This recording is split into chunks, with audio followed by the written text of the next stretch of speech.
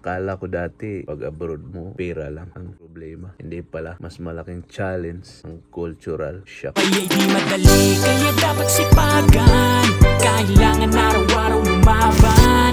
Dapat laging may tiyaga, para sa pangarap ay magagawa. Siya ang magbibigay inspirasyon. Romel Iway ang kasama nyo. Romel Iway, sa pangarap tayo ay patungo.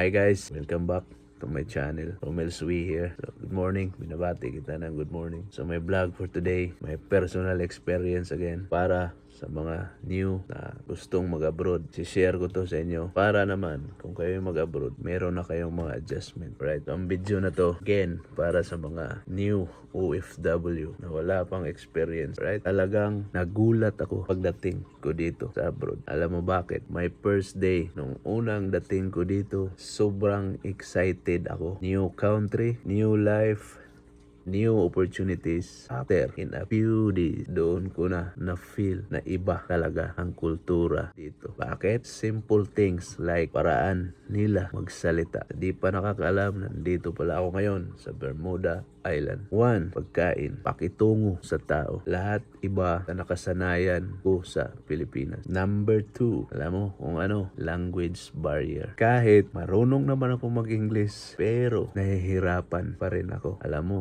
bakit? Minsan magsalita sila napakabilis. Di ko masyadong masundan at di maintindihan. Pero dahil Pilipino tayo, alam mo na yun. So, may times nga na nahihiya ako magsalita kasi baka mali ang grammar ko. Okay lang magkamali, kabayan. Parte lang yan sa pag-adjust. Number 3, food difference. Alam mo kasi, ang mga tao, lalong-lalo na sa mga European country, English, more on, ilang food is Western. Tayo naman Asian. So, dahil nag-adjust pa ako, kusinero ako, pero dahil sumusunod ka sa mga, dahil nga, first day mo pa, week old ka pa lang sa job na yan.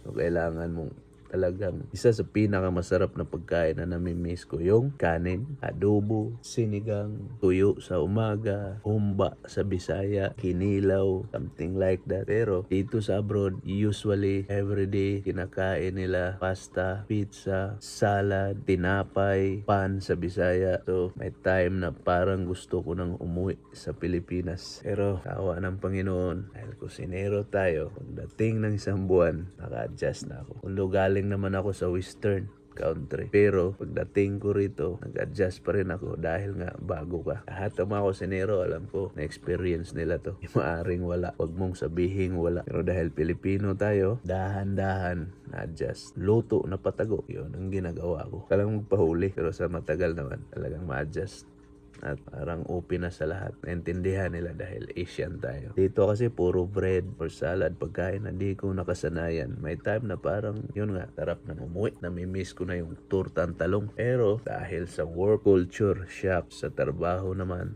iba rin ang sistema dito. Very strict sa oras, diretso magsalita. Ang mga tao dito minsan parang masungit, pero normal lang para sa kanila. Dahil sa nakasanayan natin sa Pilipinas, mas warm tayo, mas friendly tayo, agad masanay bago kanila magiging close. So, kailangan mo na masanay. Dahil sila iba dito, may experience pa rin. Sabihin ko sa inyo, kahit amo mo yan, local dito local to local, amo nila yan, walang manners. Yun ang nakakapangit. Dahil nga, sanay tayo sa ating bansa na talagang po, upo. Dito wala. Naririnig ko yun. Amo ko pag tinatawag ng kusinero, na kasamahan ko rin mga kusinero pero hindi Pilipino, tawagin lang diretso sa pangalan nila. Pero amo mo yun. Tayo, sir, boss, amo, manager. Kailangan nandyan yun.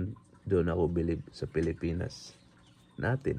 Talagang lamang tayo sa mga ganyan. Sila walang manners talaga. Even bata, napakaliit ng bata, malaki yung kinausap. Tawagin lang ng bata diretso sa pangalan ng yun, di ba? Yun, na-shock rin ako niyan. So, number 5, homesickness, loneliness. Yun ang pinakamabigat sa lahat. Ang lungkot pag uwi mo galing sa work, ikaw lang mag-isa. Walang pamilya, walang kang barkada. Marami kang kaibigan, sama mo sa trabaho. Pag uwi mo, tulog na sila. Pag alis mo, wala na rin sila sa bahay. Almost 9 years kong pag-abroad. Nasanay na lang ako.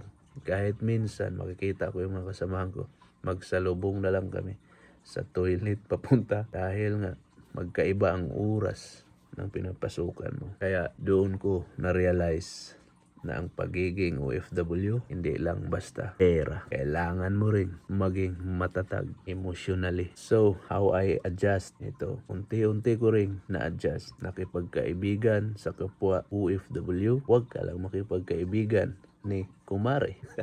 So, natutong kumain ng mga local food. Tinanggap na iba talaga ang kultura nila dito. At higit sa lahat, lagi kong iniisip kung para kanino at para saan ang sakripisyo. Bakit ako nandito? Life lesson, cultural shock is real. Hindi siya madali, pero normal lang yan, kabayan. Hindi ibig sabihin na mahina ka. Ibig sabihin lang, tao ka na nag-a-adjust sa bagong mundo. Alright.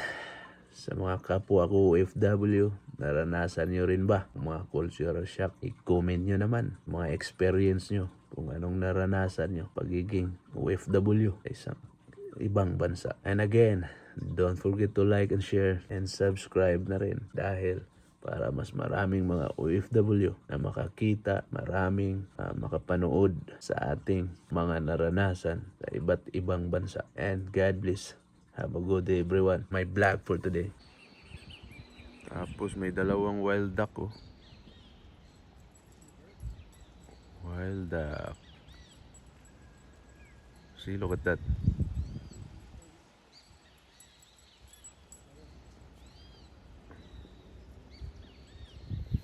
Good morning. Yeah, the big one. And also they have a 2 wild duck. Blue Harris. Yeah. That's the blue heart? Harris. Big bird. Like, when he flies, got 3 feet wide. Oh yeah, it's very big, yeah. That's the call here, kahaw or no? Kahaw? The how? Not here. No, he's white. Ah, the kahaw is the white one. Yeah. And only St. David's, the other end on of the one island. island. Ah, in the St. David. They're almost extinct. Okay. There's not very, they live here now. Feeling cold. Look at that. That's a big bird. Yeah.